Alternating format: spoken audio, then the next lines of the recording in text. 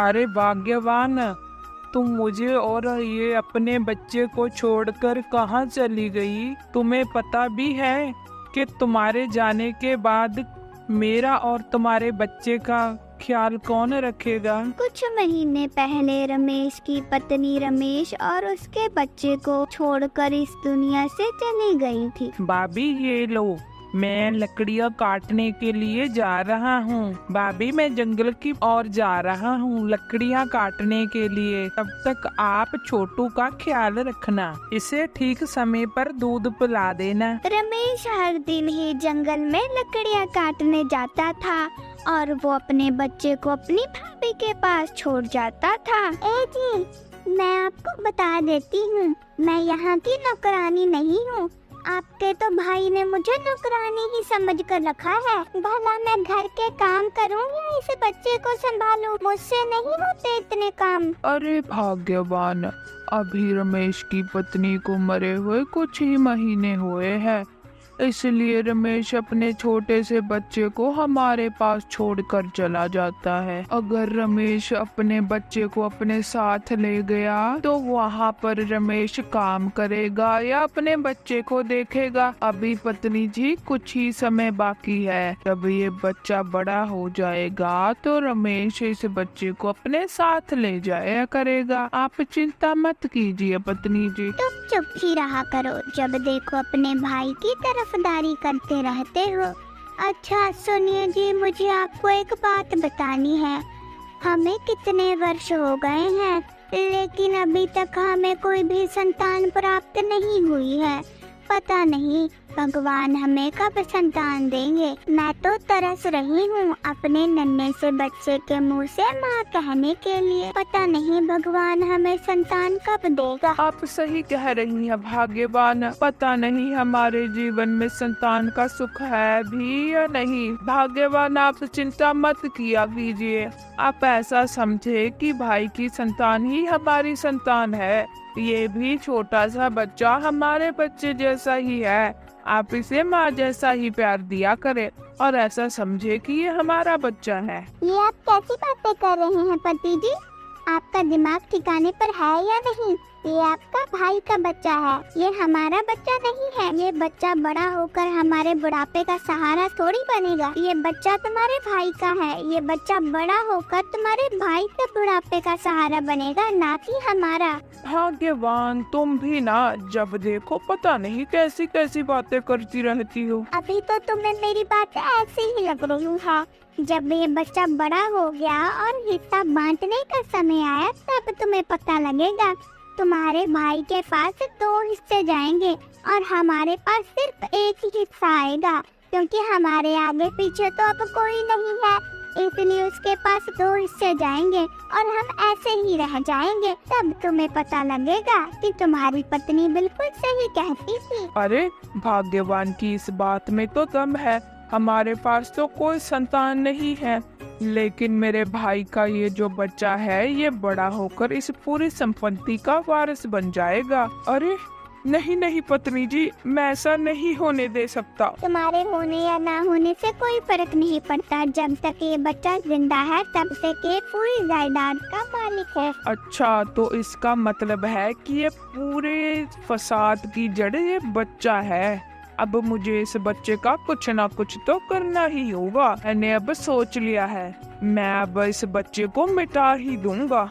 अगर हमारी कोई संतान नहीं है तो हम इसे भी इस घर में नहीं रहने देंगे। राजेश और रजनी की कोई भी संतान नहीं थी, इसलिए वो अपने भाई रमेश के बच्चे से बहुत ही जलते थे। भाभी आज शाम को मैं घर नहीं लौटूंगा, मैं आज रात को पड़ोसी गांव में लकड़ियां बेचने के लिए जाऊंगा, इसलिए मैं घर नहीं आ पाऊंगा रात को। तो मैं सुबह ही घर आऊंगा, तब तक आप छोटू का ध्यान रखना। जी जी जरूर, आप बिना किसी चिंता के जाएं, मैं छोटू का ख्याल रख लूंगी। ऐसा कहकर रमेश वहाँ से चला जाता है। अरे सुनते हो जी, आज आपका भाई घर पर नहीं आएगा। मैं क्या कहती हूँ कि आप इस बच्चे को जंगल में छोड़ आए। अरे रजनी, तुम ये क्या कह रही हो? मैं ऐसे कैसे कर सकता हूँ? अगर किसी ने मुझे ये सब करते हुए देख लिया तो? कोई नहीं देखेगा राजेश। अगर तुम अपना भला चाहते हो तो तुम्हें ये सब करना ही होगा। फिर रजनी अपने पति राजेश को अपने साथ जंगल में ले जाती है। अरे रजनी, मुझे लगता है कि हमारे आसपास कोई शेर है। मुझे शेर के दहाड़ने की आवाज सुनाई दी। अब हम क्या करेंगे? मुझे तो बहुत डर लग रहा है। पति जी, हम एक काम करते हैं कि हम इस बच्चे को यहीं रख जाते हैं। ये बच्चा खुद ही शेर का निवाला बन जाएगा। अच्छा ठीक है पत्नी जी, आप जल्दी करें, इससे पहले कि इस छोटे बच्चे के साथ साथ हम भी शेर का निवाला बन जाए। इसे जल्दी से रखते हैं और यहाँ से भाग जाते हैं। फिर रजनी और राजेश उस छोटे से बच्चे को पेड़ के नीचे रखकर वहाँ से चले जाते हैं। ये सब होते हुए एक चिड़िया देख लेती है। अरे बाप रे, ये दोनों इस छोटे से बच्चे को जंगल में अकेला क्यों छोड़कर जा रहे हैं? और जहाँ से तो शेर की दहाड़ने की भी आवाज आ रही है। अगर ये बच्चा ज्यादा समय तक ऐसे रहा तो शेर इसे अपना शिकार बना लेगा। एक काम करती हूँ, इसे मैं अपने साथ घर ले जाती हूँ। फिर वो चिड़िया उस छोटे से बच्चे को अपने पंजों में उठाती है और उस बच्चे को अपने साथ अपने पेट ले जाती है। राजेश, मुझे क्या लगता है कि अब तक तो शेर उस छोटे बच्चे को खा भी गया होगा। हाँ रजनी, मुझे भी ऐसा लगता है। लेकिन तुम्हें याद है ना कि मैंने तुम्हें क्या सिखाया था? जब रमेश घर पर आए तो उसी बात को कहना जो मैंने तुम्हें सिखाई है। अरे बेटी, ये तुम छोटे से बच्चे को कहाँ से उठा कर लेकर आई हो? अरे माँ, एक औरत और एक आदमी इस बच्चे को। फिर चिड़िया ने सब कुछ बता दिया था जो जो उसने देखा था। क्या एक औरत और एक आदमी इस बच्चे को जंगल में मरने के लिए छोड़ के गए? ये कैसे हो सकता है? कोई इतने छोटे से बच्चे को जंगल में अकेला मरने के लिए कैसे छोड़ सकता है? माँ, अगर ये बच्चा वहाँ पर रहता तो शेर इसे खा जाता, इसीलिए मैं अपने साथ इसको ले आया। हाँ बेटा, तुमने सही किया, इस बच्चे की जान बचाई। ये बच्चा कितना प्यारा है। मुझे लगता है इसे बहुत तेज भूख लगी है। फिर अगले दिन रमेश अपने घर वापस आता है। रमेश अपने छोटे से बच्चे को वहाँ पर ना देखकर अपनी भाभी से कहता है, भाभी, छोटू कहाँ पर है? आप दोनों इतने उदास क्यों लग रहे हैं? क्या कहूँ रमेश, बात ही कुछ ऐसी है। कहो भैया, ऐसी क्या बात है? क्या बताऊं? तुम्हारे जाने के बाद मैं और रजनी छोटू को लेकर मिट्टी खोदने के लिए लेकर गए थे। छोटू अभी बहुत छोटा है, इसलिए हम उसे घर पर नहीं रख कर गए। फिर हम उसे साथ ले गए। वहाँ पर हम दोनों तो मिट्टी खोदने लग गए थे। हमने छोटू को एक पेड़ के नीचे रखा था, तभी वहाँ पर एक बड़ा शेर आ जाता है और छोटू को अपने साथ लेकर चला जाता है। क्या कहा भैया? ये कैसे हो सकता है? छोटू को शेर उठा कर ले गया, मगर अब छोटू कहाँ पर है? भाई, अब तक छोटू का कोई अता पता नहीं है। हम सारी रात उसे ढूंढते रहे, लेकिन वो हमें अब तक नहीं मिला। तुम्हारी भाभी का तो कल से ही रो रो कर बुरा हाल हुआ है। राजेश के ऐसा कहते ही रमेश तो फूट फूट कर रोने लग जाता है। फिर वो जल्द ही जंगल की तरफ चला जाता है और अपने छोटू को आवाजें देना शुरू कर देता है। वो बहुत दुखी था। छोटू, क्या तुम मुझे सुन रहा है? छोटू। मगर उसे उसका छोटू कहीं नहीं मिलता। वो बहुत दुखी हो जाता है। भाग्यवान, ये क्या हो रहा है? मैं कितना बड़ा लापरवाह हूँ जो मैं अपने बच्चे का ध्यान ही नहीं रख पाया। भाग्यवान मुझे पता नहीं है कि छोटू मुझे कहाँ छोड़कर चला गया। मैंने उसे जंगल में बहुत ढूंढा मगर वो मुझे नहीं मिला। छोटू जहाँ कहीं भी हो तुम उसका ख्याल रखना। पता नहीं कि मेरा छोटू जिंदा भी है कि नहीं। रमेश का तो रो रो कर पूरा हाल हो गया था। फिर काफी साल बीत जाते हैं। छोटू तो अभी बहुत बड़ा हो गया था। चिड़िया तुम जंगल में जाओ और जंगल में जाकर फल लेकर आओ जिसे खाकर हमारा पेट भरेगा, और तुम अपने लिए कुछ दाना लेकर आना। अरे सुनते हो जी, हमारे घर में बिल्कुल भी लकड़ियाँ नहीं हैं। आप जंगल से जाएं और लकड़ियाँ ले आए, मुझे खाना बनाना है। ठीक है रजनी, मैं अभी जंगल में जाता हूँ और लकड़ियाँ लेकर आता हूँ। इतना कहकर राजेश अपने घर से जंगल के लिए निकल पड़ता है। चलो ये तो अच्छा हुआ, आज मैंने कम समय में ही ढेर सारी लकड़ियाँ जमा कर ली। मगर इतनी धूप है, मुझे तो बहुत तेज प्यास लग रही है। फिर वो लकड़ी अपने सर पर उठाता है और पानी की तलाश में निकल पड़ता है। फिर रास्ते में उसे एक घने जंगल के अंदर एक झोपड़ी मिलती है। अरे ये जंगल तो बहुत घना है और जंगल के बीचों बीच ये झोपड़ी किसकी होगी? इतने घने जंगल में कौन रहता होगा? चलो मैं जाकर देखता हूँ। अगर इस झोपड़ी में कोई रहता होगा तो मैं उससे पानी मांग लूँगा। अरे कोई घर में है क्या? बेटा क्या मुझे तुम थोड़ा सा पानी दे सकते हो? बहुत धूप है, मैं इस जंगल में लकड़ियाँ काटने आया था, मुझे बहुत तेज प्यास लग रही है, तुम मुझे पीने के लिए पानी दे दो बेटा। ठीक है अंकल जी, मैं अभी आपके लिए पानी लेकर आता हूँ। अरे बेटा इतने घने जंगल में इस झोपड़ी में क्या तुम अकेले ही रहते हो? नहीं अंकल जी, मैं इस झोपड़ी में अकेला नहीं रहता हूँ, मैं अपनी माँ के साथ रहता हूँ। मगर बेटा मुझे तुम्हारी माँ तो दिखाई नहीं दे रही है। तभी राजेश की नजर उसकी झोपड़ी में जाती है। उस झोपड़ी में एक छोटा सा हाथ का कंगन पड़ा हुआ था। अरे ये हाथ कंगन तो कहीं पहचाना हुआ लग रहा है। अरे ये तो छोटू का हाथ कंगन है। जब हम उसे जंगल में छोड़ने आए थे ये तो उसके पहना हुआ था। ये छोटू तो नहीं?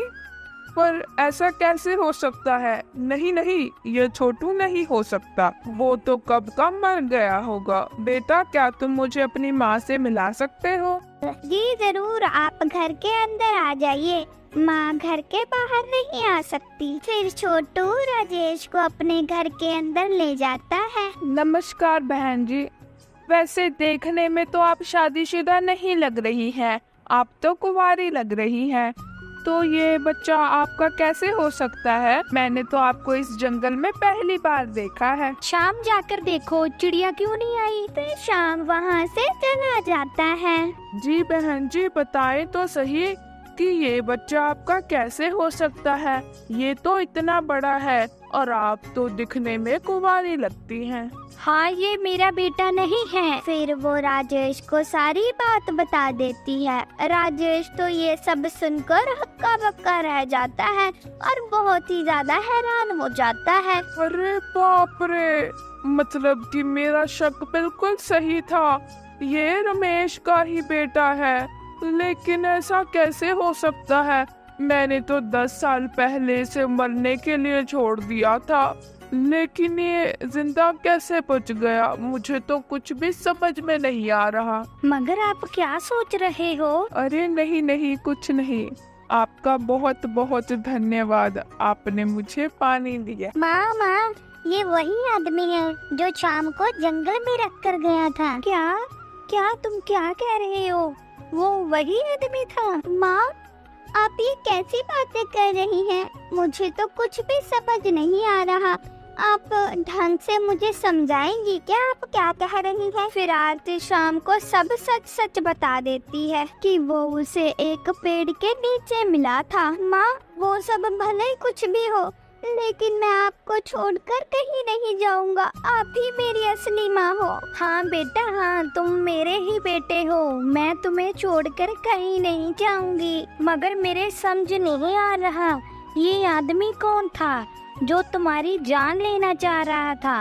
अब से तुम कहीं नहीं जाओगे, घर पर ही रहोगे। वो आदमी ने तुम्हें देख लिया है और तुम्हारी जान को खतरा है, इसलिए तुम कहीं नहीं जाओगे। अरे रजनी, बहुत ही बड़ी समस्या खड़ी हो गई है। तुम यहाँ पर आराम से बैठी हो, तुम्हें पता भी है कि क्या हो रहा है? अरे हुआ क्या है, बताओ तो सही। मैंने तो तुम्हें लकड़ियाँ लेने के लिए भेजा था और तुम लकड़ियों के साथ साथ परेशानी भी ले आए। अरे रजनी, जब मैं जंगल में लकड़ियाँ काट कर घर वापस आने वाला था, तभी मुझे रास्ते में बहुत तेज प्यास लग गई। इसीलिए मैं जंगल के बीचों बीच चला गया। लेकिन मैंने वहाँ देखा कि वहाँ पर एक झोपड़ी है जिसमें हमारे भाई रमेश का छोटू, जो 10 साल पहले हम जंगल में छोड़ आए थे, वो अभी भी जिंदा है और उस झोपड़ी में रह रहा है। अरे राजेश, ऐसा कैसे हो सकता है? वो कोई और होगा। नहीं, ऐसा नहीं हो सकता। वो छोटू अभी तक जिंदा नहीं रह सकता। अरे रजनी, जो उस लड़की ने उसे पाला है, उसने बताया था कि छोटू उसे उसी पेड़ के नीचे से मिला था जहाँ पर हम छोटू को छोड़कर आए थे। रजनी, ये फालतू का आइडिया तुम्हारा ही था। अगर तुम मुझे ऐसा करने के लिए नहीं कहती तो मैं छोटू को कभी भी उस पेड़ के नीचे अकेले को छोड़कर नहीं आता। ये सब तुम्हारी वजह से ही हुआ है। तुम्हारी वजह से मैंने इतना बड़ा पाप किया है। अगर इस बात का पता मेरे भाई रमेश को लग गया तो क्या होगा? अरे राजेश, तुम इस सभी बात की गलती मुझ में कैसे निकाल सकते हो? छोटू को तो तुमने ही पकड़ा था। तुम ही तो उसे उस पेड़ के नीचे रख कर आए थे। मैंने तो सिर्फ तुम्हें कहा था और तुमने तो वो सब कर दिया। इन सभी में सिर्फ मेरी गलती नहीं है, तुमने भी बराबर का हिस्सा दिया था। अब भुगतो। वैसे तुम्हारे भाई रमेश को थोड़ी पता लगेगा, ये सारी बात तो हम दोनों में ही है। उस तक तो ये बात पहुंचेगी नहीं, तो तुम इतनी चिंता मत ही करो। वो दोनों तो ऐसे बातें कर रहे थे, लेकिन उन दोनों को पता नहीं था कि रमेश छुप छुप कर उनकी सारी बातें सुन रहा था।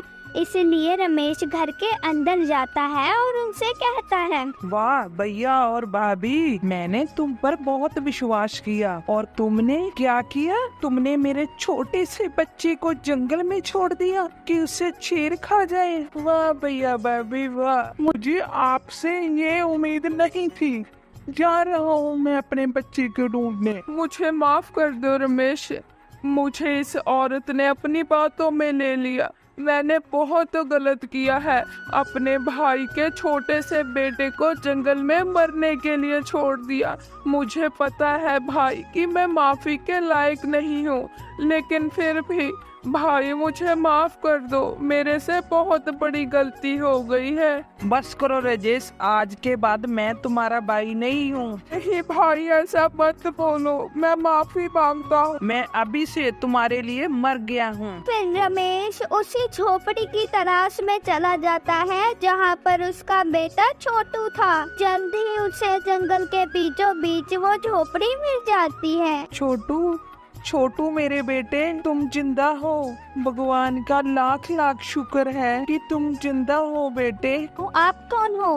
किसे बुला रहे हो आप छोटू बोलकर? ये मेरा बेटा छोटू है, ये मेरा छोटू है, जो मेरे भैया और भाभी 10 साल पहले इस जंगल में इस बेटे को छोड़ गए थे। मैं इनका ही पापा हूँ। इसका मतलब जो अभी आदमी आया था वो आपका बड़ा भाई है? हाँ, वो मेरा बड़ा भाई है और अभी वो इधर जाने के बाद वो और उसकी पत्नी बातें कर रहे थे, तो मैंने घर के बाहर खड़े होकर सब कुछ सुन लिया था, इसलिए मैं इधर आया हूँ। तुम्हारा बहुत बहुत धन्यवाद, तुमने मेरे बेटे की मदद की। आज मेरा बेटा तुम्हारी बदौलत ही जीवित है।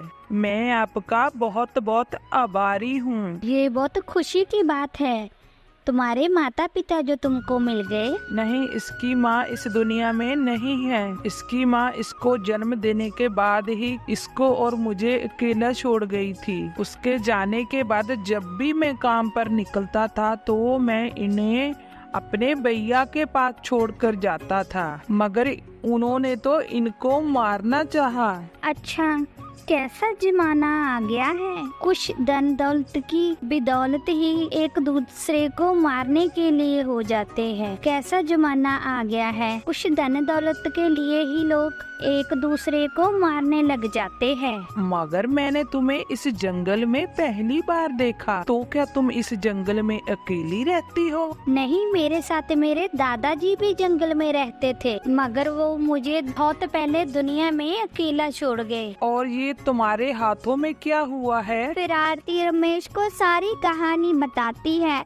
रमेश ये सब सुनकर बहुत ही हैरान हो जाता है और कहता है, माँ, मैं आपसे दूर नहीं होना चाहता, आपकी वजह से ही मैं जिंदा हूँ। मुझे कृपया आप अपने से दूर मत कीजिए, मैं आपके बिना नहीं रह सकता। रमेश के दिमाग में एक ख्याल आता है और वो आरती से कहता है, मुझे तुम्हें एक बात कहनी है। तुम्हें कुछ दिक्कत ना हो तो क्या तुम मुझसे विवाह करना चाहोगी? और मुझसे विवाह करने के बाद तुम्हें दिया हुआ श्राप भी खत्म हो जाएगा और छोटू को माँ भी मिल जाएगी। मैं तुम दोनों को अलग नहीं करना चाहता और मेरे बेटे को भी माँ की ममता का सुख मिल जाएगा। आरती कुछ सोचती है और कहती है, मुझे स्वीकार है। फिर रमेश का विवाह आरती के साथ हो जाता है और आरती भी उस श्राप से मुक्त हो जाती है। फिर उन दोनों ने अपनी जिंदगी खुशी खुशी बिताई। प्यारे दोस्तों, आपको हमारी ये कहानी कैसी लगी हमें कमेंट कर जरूर बताना।